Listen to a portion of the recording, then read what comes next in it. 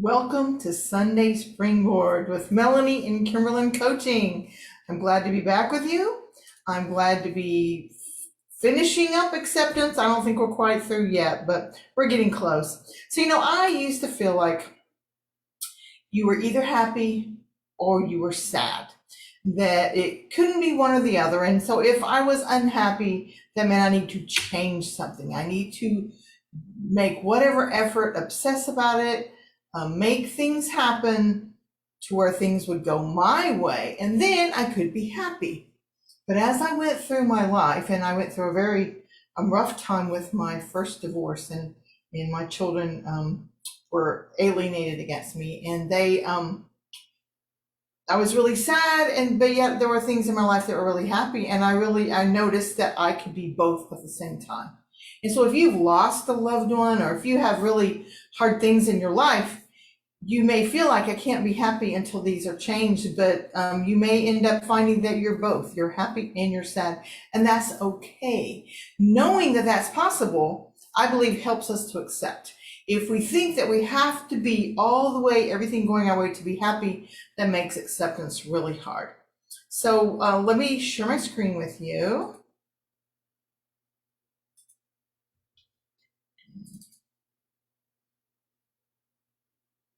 Okay, I think you see it now. So as we've been talking, we're talking about how to reduce the stress in our life. There's so many different things, and we talked about how when we're stressed at that moment, we can use breathing exercises, movement, friendship, different things to help us in the moment. We've learned how to eliminate the stressful situations where possible. And mostly we're trying to decrease our reaction to stress, because we realize it's not the situation so much as our reaction to that situation that causes the stress in our lives. If you have missed my past videos, you can go to my website, KimberlynCoaching.com, and you can look on the Springboard tab, and you can find all the past videos and you can catch up. We've been talking about core disciplines. These are concepts that if you follow these in your life, you will be able to live more powerfully, more energetically. You will be happier, and you will be able to respond better so that you will not feel stressed out all the time. We talked about awareness. A lot of times we're unhappy and we're not even aware of what we're feeling. So we want to be aware of what we're feeling. We also want to be aware of the good things that are happening in our life. And then once we're aware, then we can move into acceptance. As you know, we've been doing many, many weeks on acceptance. There is so much involved in it. Go back and watch the videos if you can. So today we're starting to wind down, and we're going to do some tips, just some ideas to help you learn to accept, help you learn to make acceptance just a part of your life where it's not so hard. So let's start. These are not in any certain order. So when you're having an extreme emotion, breathing is always helpful. Breathe deeply. Do one of the different breathing techniques I've taught you. We can do the box breath. We can do infinity breaths. I'm not sure if I taught you that one or not, but just breathing deeply in and out, becoming conscious of what we're feeling, and examining the thoughts you're having. A lot of times we don't realize that the feelings that we're having are caused by the thoughts. So what are the thoughts you're having? Examine those thoughts, let them pass, let them go. You don't have to hang on to them. And then watch yourself, watch your thoughts to see, are you not accepting? What are you not accepting? So many times we're just responding out of habit, and we're not even realizing that there is something here. Like last week, remember we talked about acceptance is the answer to all our problems. It is definitely the answer to many, many, and probably most of our problems. And keep reminding yourself that reality can't be changed. When you're aware of what reality is, if you cannot change it, if you cannot change what has happened, then you must accept. If you want to have peace and not feel stressed, you don't have to accept. If you want to just be unhappy, you can be unhappy all you want. But you're probably going to have to accept if you want to be happy. So practice a feeling of acceptance. What does it feel like when you accept something? You can use relaxation strategies. Help yourself calm yourself. Definitely give yourself some self-talk. I do self-talk, I do self-coaching all the time. Daily it seems there are things that we have to decide. Can I change this or do I need to accept this? Think about, if you have a situation that you're struggling with, think about, what would I do if I were able to accept this? How would I act? How would I behave? How would I think? How would I feel if I accepted it? And then just try doing that. Try doing those behaviors that you would do if you could accept it. And you might find some real surprises there, that once you start acting the way, it feels good enough that you're willing to let go and do the acceptance. So be aware of how you're feeling in your body.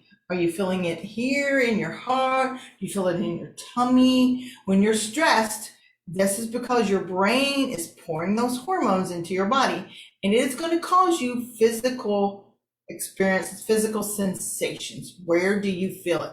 You feel it in your head? Where do you feel it? Notice that. And then tell yourself, life can be worthwhile even when experiencing pain. People who have chronic physical pain really have to learn this. And people that with emotional pain have to learn it too, or don't have to, but we choose to if we want to live a powerful, energetic, happy life. So then we can identify the events in our life that are hard to accept. Once we identify them, again, always look at it and see, is there something you can change? Maybe there is something you can change. Maybe you're not stuck in that situation. But if you do realize that there is nothing to do to change it, then what can you do to accept? Think about the causes of these events. What is happening to cause them? What is happening to cause you to not be willing to accept?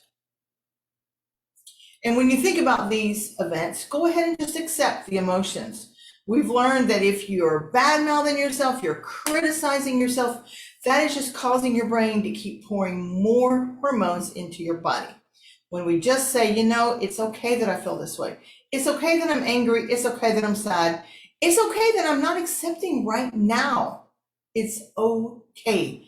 I can start accepting later. I can change these things later. For right now, this is okay. When you allow yourself the grace to accept where you're at the moment, then you can actually move toward accepting whatever it is you're not accepting.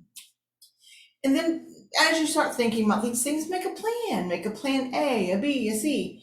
What can you do to help yourself respond and react in an appropriate way and to accept the situations that you're in? So we also have, it says create coping statements. Actually, next week, we're going to finish up acceptance, and I'm going to actually give you a lot of coping statements that you can use. Things like, I can do this. I can adjust. I can be flexible. Okay, I'm going to give you a lot of those next week. And then just accept how things are instead of how you want them to be. I actually had to do some acceptance this weekend. We had a major computer crash at my day job, and we have had to work all weekend long. Not just a little bit, all weekend long. Am I happy about that? No. Are any of my coworkers happy about that? No, but it's just what is. It's just what has to happen. So we could either spend all weekend being angry about it, or we can accept and just do what has to be done. And so for the most part, I've been pretty accepting. I've felt a little bit unhappy about it off and on, but for the most part, I've just accepted this goes with the territory, and it doesn't happen often. And when it does happen, you just go with the flow and live with it. So this is, again, understand what is within your control and what is not within your control. So many times we think that we can control many things, and we can't. Other people, situations, weather, these things are out of our control. We have no control of that. What we have control of is our own minds, bodies, and our emotions, to the extent that our emotions are caused by our thinking. When we change our thinking, we can change our emotions. We're not in control of the first thought that pops in our head, but we are then in control of what we do later with it. So as you're trying to accept, practice mindfulness. We're actually going to talk about mindfulness more later on. It's one of our core disciplines, and we will dig deeper into that. But just for now, the idea of of thinking what is going on right now, what is happening right now, being in the present, looking around, being grounded in the present. And some ways to ground yourself. I'm actually giving you an example here of a really good way to ground yourself. So let's say you're frustrated, you're upset, you're anxious. You can use this little exercise here to help yourself calm down and be grounded. So you can look for 5 things that you can see. Just look around the room, notice 5 things you can see, notice 4 things that you can touch, then you notice 3 things you can hear, 2 things you can smell, and then 1 thing that you can taste. Obviously do this slower than I just told you. Do it slowly, calmly, and when you get to the end, you will find that you're more grounded and you're more mindfully here in the moment. So another way to accept things is to step back, see yourself as the observer rather than the participant. Another thing you can say is like, if you say I'm depressed or I'm sad, that's a definition of you. You're defining yourself as sadness. You're defining yourself as depressed. You could say it a different way. You could say, I am feeling depressed. I am feeling sad. And then these are just emotions that you're having, emotions that don't have to last forever. So notice how you're saying things. Notice how you're thinking things. The observer rather than the participant, you can be looking at yourself and saying, oh, look, I'm feeling this way. And you can step back and not be actually right in the middle of it all. This is kind of a hard thing to do, but it's actually very powerful once you give it a try. Just try it out sometimes and see if it helps you. Obviously, all these things I'm telling you, every single tip may not be a powerful thing for you. You can pick and choose which things work for you better, and maybe better one day and maybe not so better one day, or maybe in one situation it works, in another situation it's not so great. So just try them out and find the ones that work for you. Always check your facts, check your reality. Before you get upset about something or anxious about something, check it. Please do not believe what you read on the internet. Do not believe what you see on Facebook. Don't even believe what your friends have told you they heard from something. Check it out. You'll be surprised at how many times we are getting ourselves upset about things that aren't even true. So if you're out of control, you can count down. This can kind of help you feel calmer. Counting down backwards is a really cool thing because it makes your brain work hard to think of those numbers, and it gets your brain off of whatever it is you're worrying about. And this idea of radical acceptance, you can practice it just in little things in your daily life, so that when you get the big things that are harder, you'll already be used to it. You'll already have it as a habit that you're doing in daily life. And so that when the big things come, it'll be more natural for you to practice this acceptance. Oh, this is a good one. Let go of the need to control situations. I always felt like if I could control it, then I could make it go my way. And that often that I couldn't be happy if I wasn't controlling it. If that's the way you're feeling, you're in for a lot of unhappiness. We can't control most of everything in our life except ourselves. So let go of that. Then let's also look at things in our wise mind, not catastrophizing things. You know what I mean? So something can happen and we can think, oh, this is the end of the world. It's never going to change. It's always going to be this way, whatever this bad situation is. But our wise mind says, I've gone through things that felt bad before. And I said a bad situation. This is a situation that we're judging to be bad. We never know. It could turn out to be good later. So if we're using our wise mind, we can tell ourselves this too shall pass. This is not going to last forever. And we can also start thinking about how to learn from the situation. It's just one thing we've talked about before. And start loving imperfection and making mistakes. If you look at all the people who have done great things in their lives, they've invented things, they've created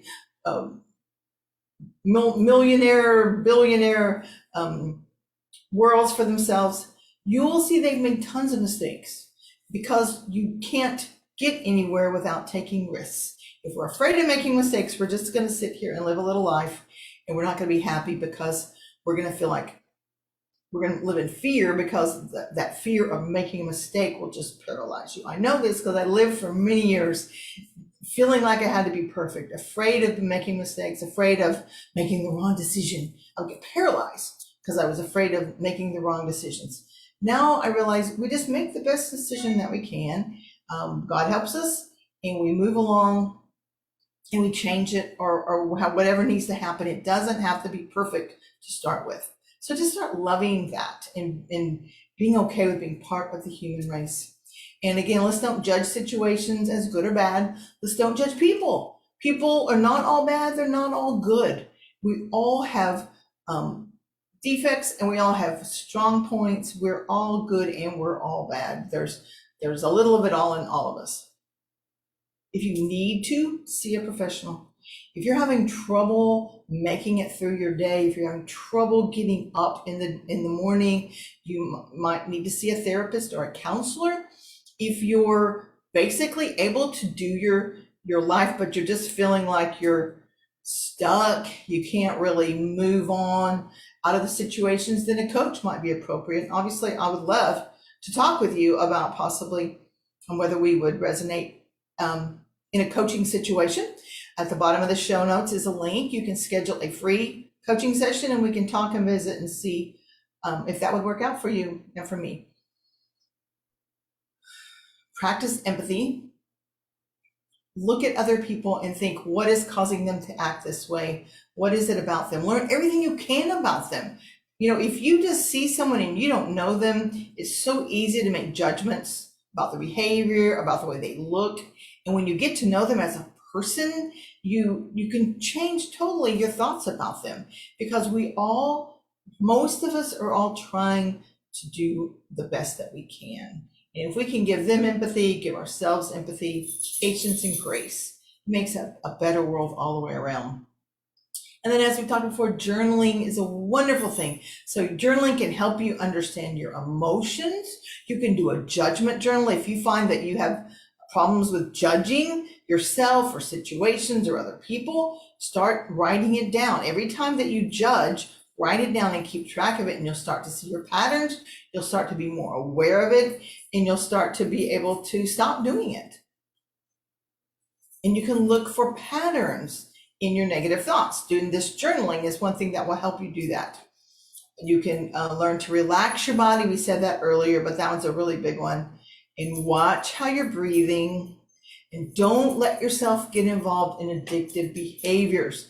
That's just going to make things worse. If you find yourself leaning toward self-medication, whether it's with alcohol or drugs or food or gambling or pornography or shopping, there are many things, behaviors that we use to try to help ourselves calm down out of stress, and they're just going to make it worse. So don't let yourself do that. So this is a little quote that I really liked. I'm going to read it to you, and then we're going to be done for the day. So the woman who wrote this quote is someone who has chronic physical pain. And she said, "It wasn't until I stopped defining success as eradicating the pain and conquering the pain," and obviously I think it works for emotional as well as physical pain, "that I could begin to accept it as a part of my life, as a part of the human experience, as a part of me, just a part of many other more interesting parts. It wasn't until I understood that my life was now, regardless of whether or not the pain was there, that I could begin to accept that pain may always be a part of my life, and that was okay, that there was still a life to be lived, a life to be loved." And that was written by Joletta Belton. You can go to her website at mycupofjoe.com. And so I thought that was just a great quote to go along with what I said at the beginning. We can be happy and sad at the same time. And to the extent that we can accept the world around us that we cannot change, that helps the happy parts be stronger and louder and dominant in our life. And it makes the pain be less. It can always still be there, but it's not what defines us. It's not who we are. It's just one small part of us. So I hope you got some good out of this, and I hope you have a wonderful week, and I hope you're able to change what you can change and accept what you cannot change. See y'all later. Bye-bye.